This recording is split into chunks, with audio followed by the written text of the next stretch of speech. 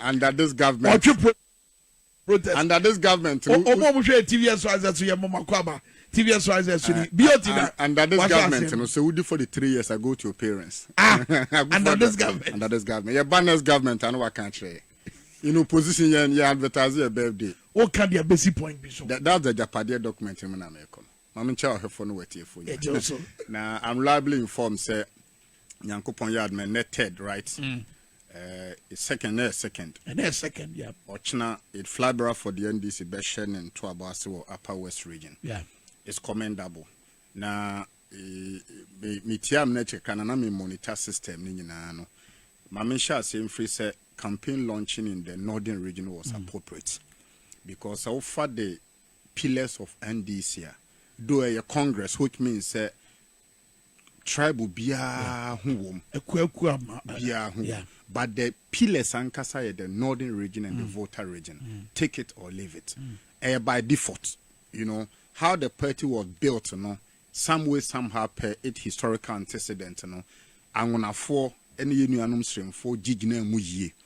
Do be betting I say, oh, a bon for pa ni kra MPP more, even Rollins cra first attempt to even come through the power of the people. No. But stream for ye ni pekubia Kwame, so only mudna no mudili yo mokao.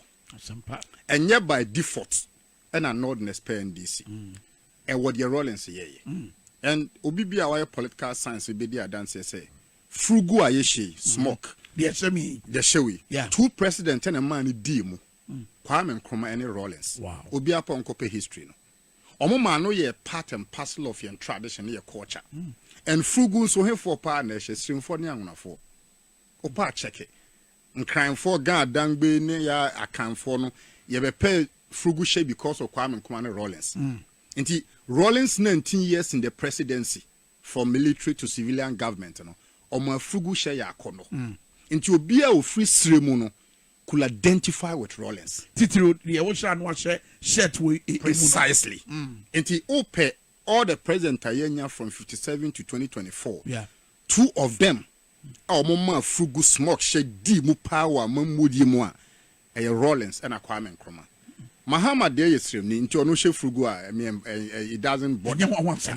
Yeah. I said the Huyakoto Mojano. What muanoda? Yeah. It is Mahama ne Ubia she frugua. But for Rollins and Kwame Nkrumah to make sure say yen ceremonial activity Rollins he took one cry wa shefrugu Queen Elizabeth Babechiano wa shefrugu we are see mindful shoko United Nations instead say obeshe suit no wa shefrugu e da ye independence wa shefrugu yes nti the northern set and be inclined to CPP tradition and the AFC PNDC tradition.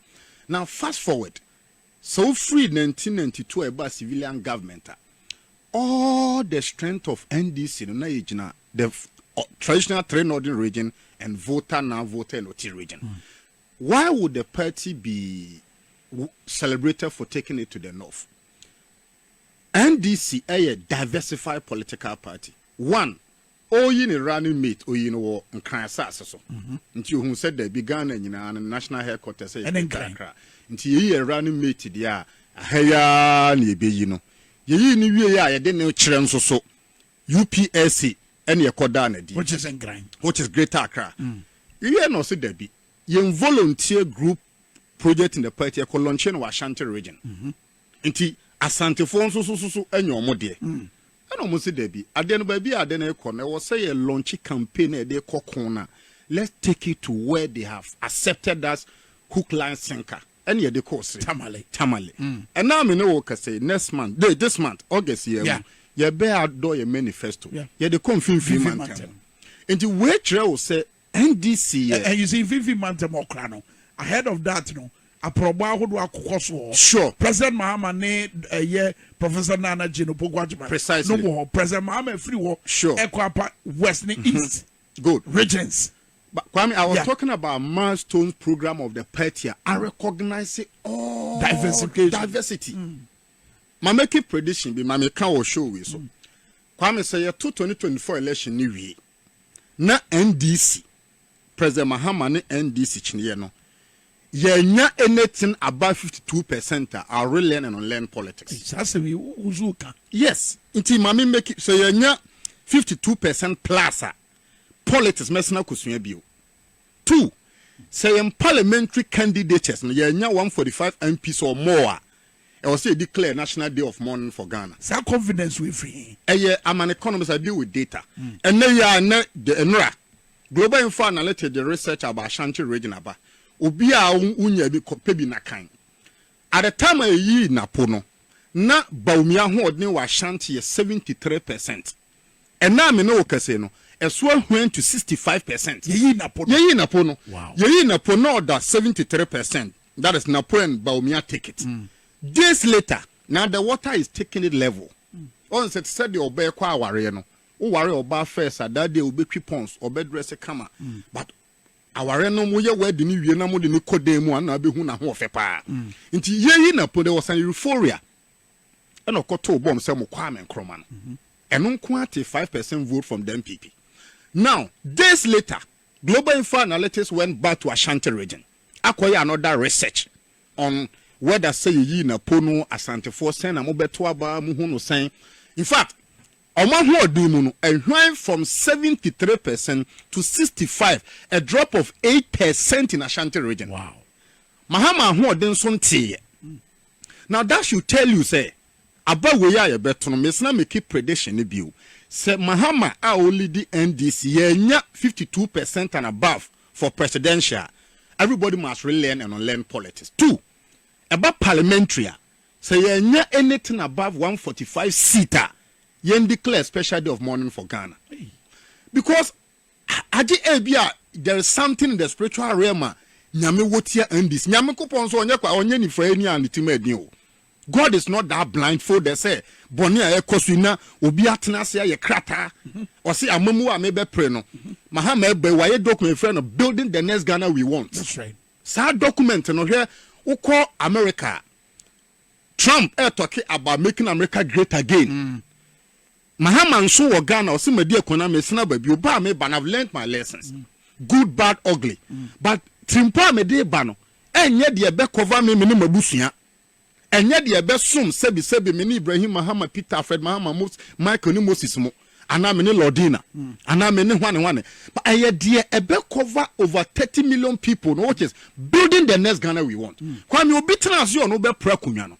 O se dabi sa trimpo na ekura Mahama ne NDC a ebe benefit man no nyina me amadi dem bi beka me wo a woni dem bi beka de one ho effectin tintiatia srani gonjani ono anwi diversity o say yenwi a certain group from achim people bobo se nyomo president chebi mahene omo nyina babo nzenze onyomo kwame yesi ekutie ni niwura Maku Chavez kan se bi o say ye de tools na enye wasre na twam but say the tools na ye wo a krakra wo ho.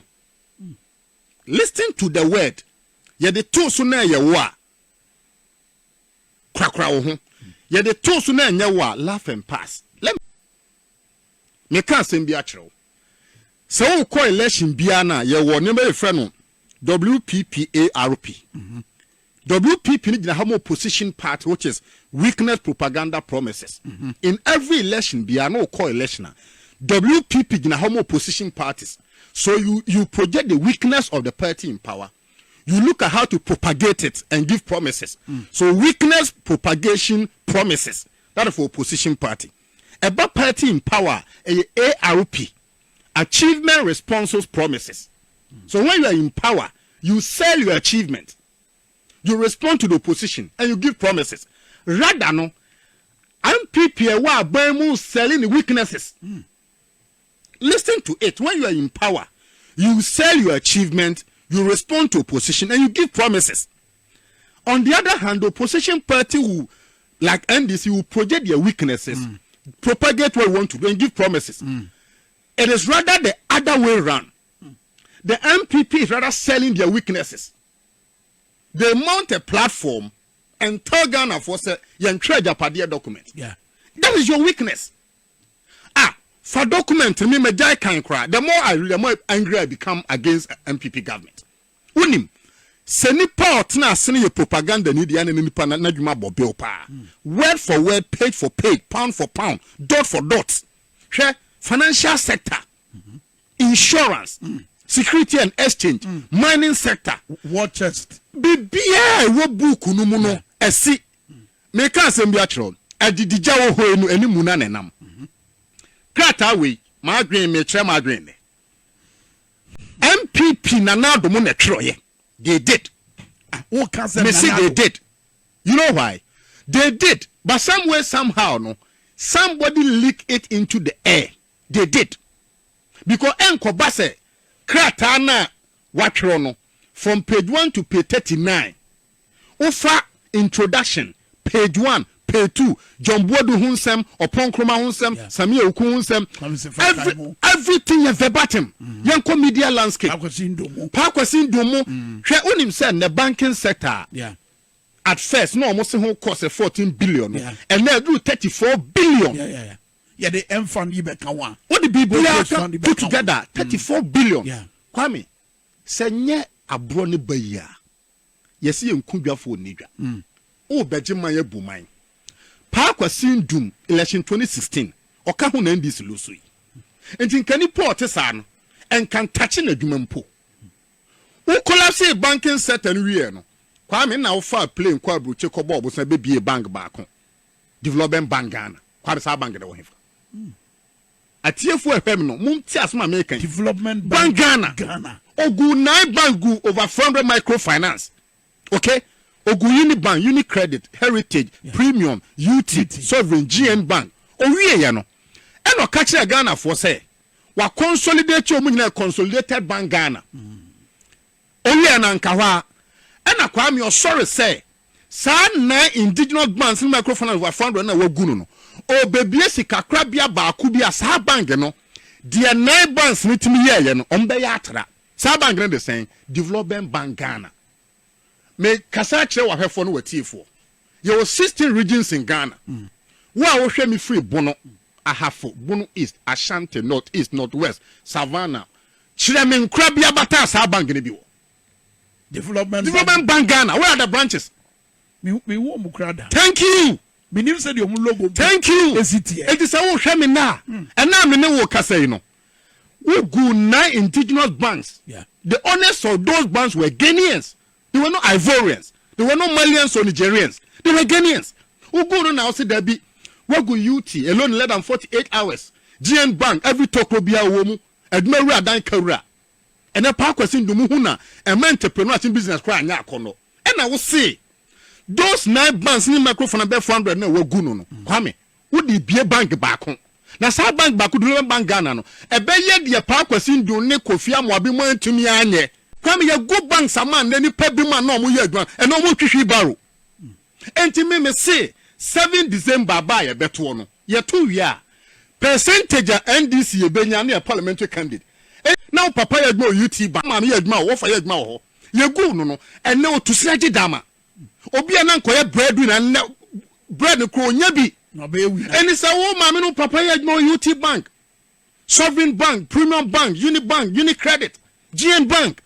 Now you're going for about 7 solid good years. Sikan come on shed ya want to operation no, and then you hear town 5. That's a 7 December Kwame you voters ID card. Now ko sunlight. Now boost you ni year adwuma wo ho. Now san koto abama MPP a ye be hwe wadwen mu. You say hwe wadwen mu. Aba ye betru nya Mahama NDC versus MPP o. E ye Ghanaian versus MPP. Me, I don't see my support for NDC and Mahama as a NDC new.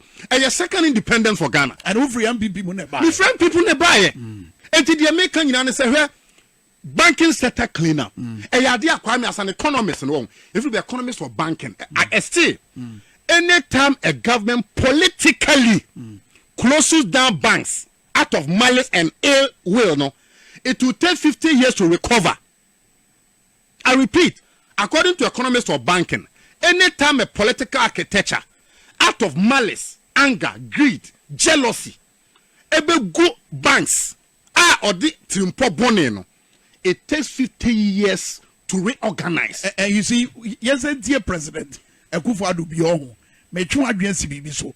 wabra na wo making the case no was say ye beto aba right and na sansem ye fa Agyapadie woman mame nso na bebo no mame Kwame me mo pa mo mommy audio on this platform every bra me journey NDC omo clean the banking sector nyema amaka no bibia nsesa wom and I'm saying on this show say ufa kwambone so no trimpobone egu amanfo nyum especially in the bank. Don't forget say banking sector is the heartbeat of every economy.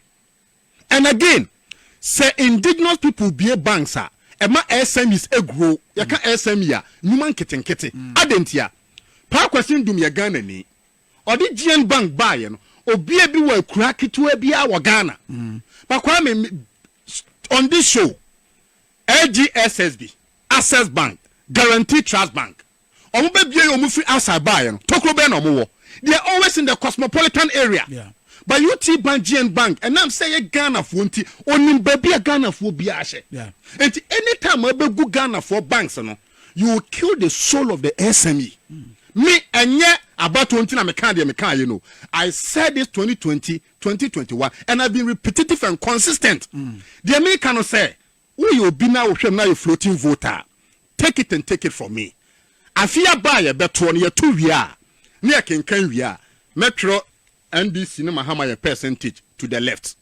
MPP Bawumia to the right percentage a MPP benya no and the betro Ghana ya obi say building the next Ghana we want me no nyina ye ka bom ye bechiche Ghana no foforo be ma economy bi e be 24-hour economy wo wie school atena fie 10 years 5 years 6 years uni adwuma no say shift system ba wo benya bia ye wo de no to nche na me de cocoa road oba free fertilizer ba wo say there be sani pano de me to aba ma na enye ye because wa ye bi da ye hu de oyeye but obi no ba ye be go banks agu nyuma ama economy na pensioner for picket no so u jai mahama sin chena koto obama the all right na ye wi abato na mahama mesre no okay on this Agyapadie enkomo yi ye die president Akufo-Addo right said ye no see an argument no neti was ensemienu baako efa na yere dada ho a wonya ne ba bi ko was ho na NDC fo ne omo ye ne detractors no e chance ye free ye na ye beto aba bia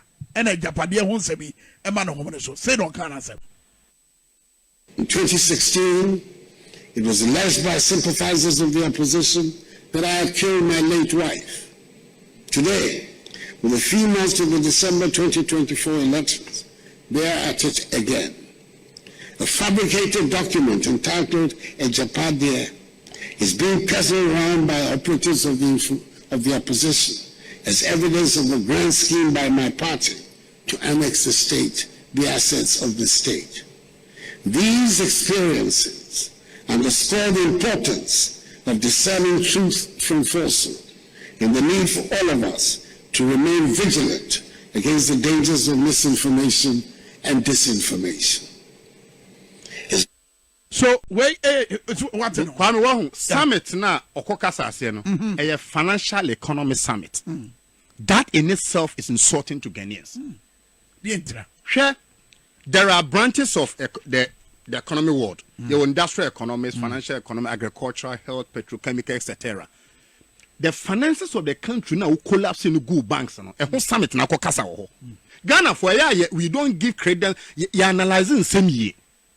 Hwe pa kwasin dum wo hu. Ansana na sini bi. Ebe pega be bi another bank and ebe take 100 years. Because odadin so be bi bank da ache a ebe kan say wo fa pa kwasin dum bi no Akufo-Addo aban fa kwanbone so go no. And then UT Bank of Yamuaben, wada motivational speaker. Kwame Debia me kan sem bi say Lloyds Bank of UK, Bibia oti UK asema me kemi wiena me boa. Test it to the show. The Lloyds Bank of UK at a point we're going down. The UK government at that time says no, the Lloyds Bank will belong to individuals. No monum coffee and no creative bank.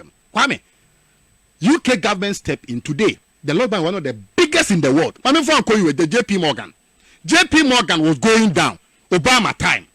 Obama says no, I need to bail them out. And then today, more wire transfer other world no. I don't be correspondent banks. Most of the correspondent banks are JP Morgan. Obama saved them. Now what tikromu ha?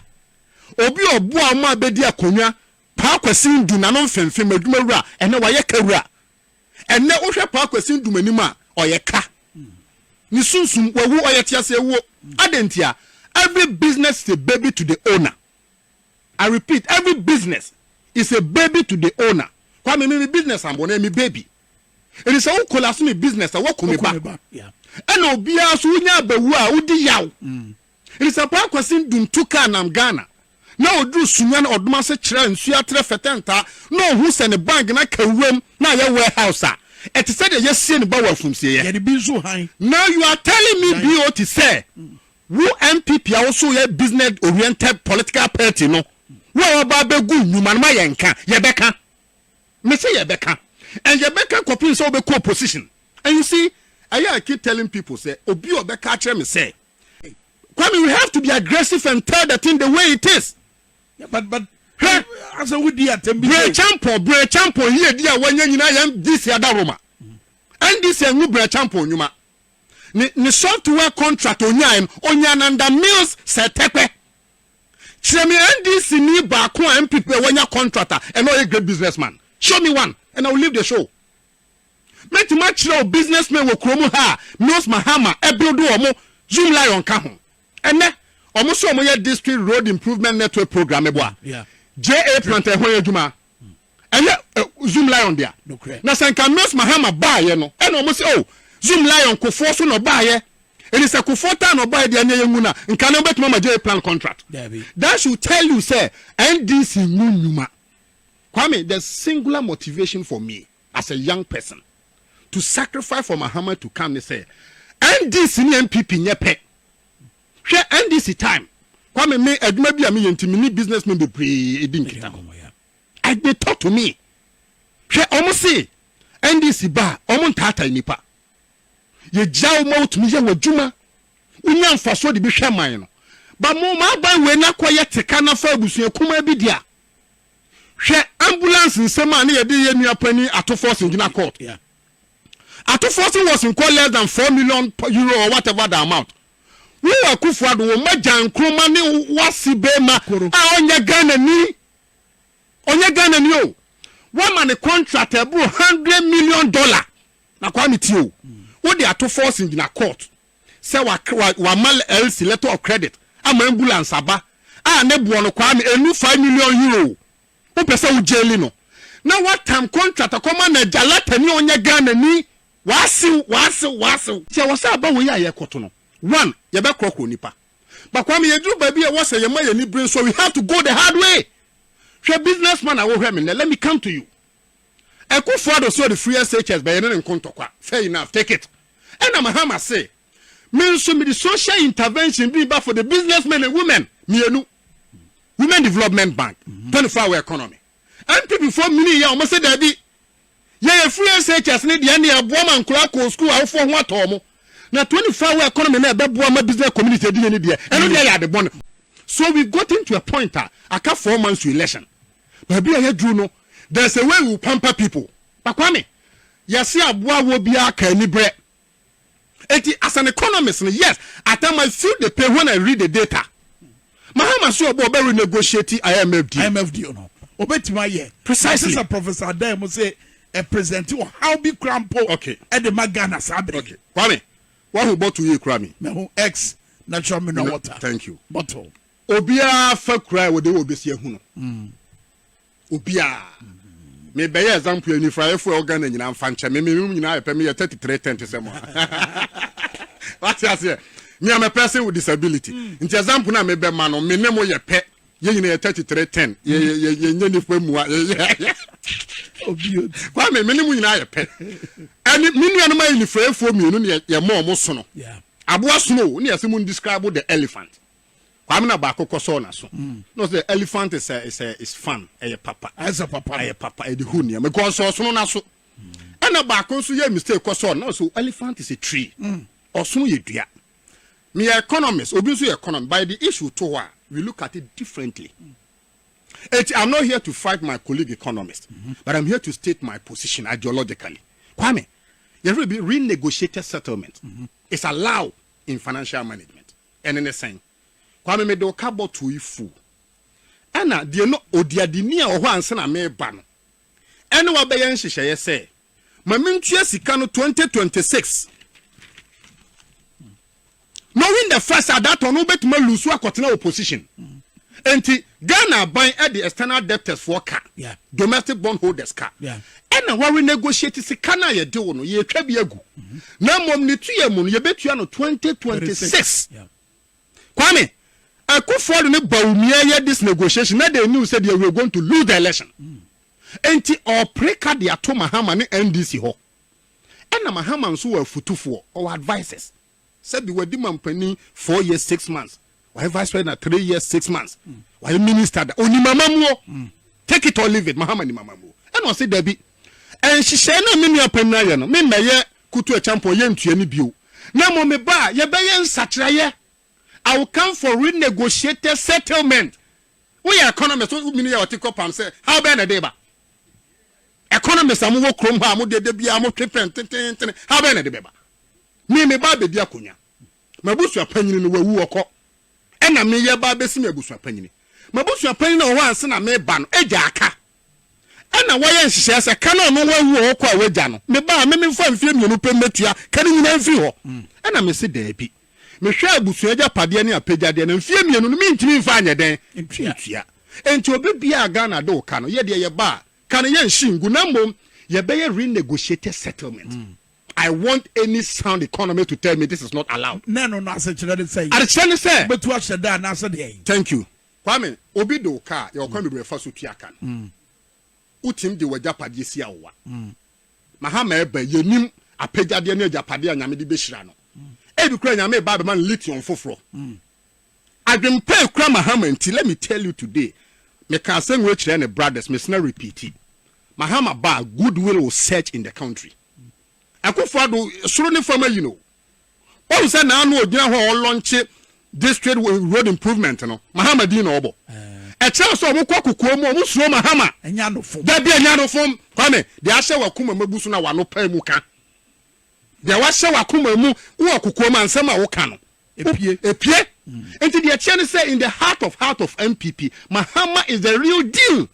And Mahama say look, external bond holders, pensioner for domestic bond holders Ghana ye demoka yanka sa Ghana ne yeka na mom ahode ne bre was ye ditua me ba mumma me a certain fiscal space kwa ma me fiscal consolidation the fiscal consolidation ejina how much revenue and expenditure aman no odi ye adwuma nti fiscal consolidation sika san na e ba wonsem sika no dia expenditure ben na odi ye when you strike a balance it tells your financial position Mahama say look akonya na me beje me be ye man ye man me be many stakeholders na be man you who are the stakeholders the bond holders investors everybody put together ye ba Ghana no me nya na Agyapadie me na pade what you say ye be build the Ghana no foforo enti na ye nya lithium ye wo cocoa ye wo gold abibia ndisi wa ban mu a sa ne ma no kɔ from nti obia ye de wo ka no we shall renegotiate it hwe wo ye obi now ye bond holder whether external or domestic bond holder don't let any MPP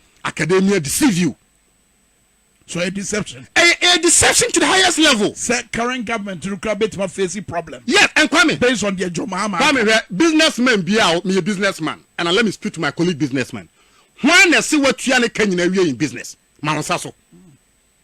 Businessman ben, me deka, obiso de meka. A asset and liability. Cash flow, cash out. Inflow, outflow. There is no businessman, not even Bill Gates, and a Tiana career. Sounds na my a country operate on a going concern. Aban beba. The Mahama Kano. So we are economist, we are financial expert. Now Jina no see Bonia, we are deceptive. You are deceiving the country. Kwama mimi adentina me kasa. I could for the kobo obosia or bond market no. Na e woni teams obey haircut. Adentina 5 cents wire haircut no obi amiana no. I mean, question what's in the economist, man? Professor Ade. Let me question Professor Ade. Is he an economist or is just a professor? Which field is he? Because I want to speak to him as an economist. So I show you a real economist there. There will be allocative inefficiency in economics. No? There will be allocative inefficiency. Yeah. What it means is say you can plan, you can strategy, you can do everything, but the market can fail you. You will come here. And I'm call bond market call bob. Ombo Bosia no. Yeah, that's sorry 4 years later. Almost see a kenke party na yeah, new watch party. So say yeah, they passo about the tumtim. I'm asking Professor Ade, if he thinks Mahama is wrong, then Akufo-Addo is evil. Yeah, this year, the crack. The crack one say, Mamin Kasanche NDC money floating voters. Now I launch a campaign with Tamale. Yeah. National campaign coordinator, Honorable Fifi Kwete, national chairman, I can say, you be retail campaign. And your mama of rally bill. Before ya mete ha me kani packet to bi na ehwe me na mom se me wi abufuo no kwame na me de tisif ma manfo betemase eni se me ma abufuo no ka SY the power ni TV SY the kwana people may not feel the impact of the anger. The conclusion is simple. Everybody must be a campaign manager. We NDC ni man twens na campaign team ya mfa man ka ho baby will be a campaign me ate me campaign team me ate me campaign team. Wow. This weekend I'm going down to 3 constituencies to work. Matemi campaign team. Because you see, in some na time na ye bufuo no. Yet na TV so nko aka obi anti ase de to so mi no. Wo ye NDC ni obi a waye obone ne fa che no. Yenya power ni nwie ne enkoko ntokwa. Because unim say yenya power na nwie ne ekoso kontokwa. Wo ko opposition enye de. Ba say o power na ko e fe keke onim ntia. Wo benya contract, wo benya appointment. Nti wo kokra wo besere. Don't forget to scan with you and friends one up. Matthias here. May I say better to do that you were a chartered economist, sounds a member of the NDC. Na beauty messages how do I say with Ian Yabu we free Sebastian Simon a year Simen or say BOT guide we good part. I'm a feeling Robin TV so free TV no more idea be also resabiti TV no. And I feel so message way free police capo be say me phone number manona. Echo no because I say woba homo de nyame kwaso enhia wo ensem ya wabeka no adopa abusia ye begina we so na ye de nkomo no aba na wie ye enadwuma de no so asi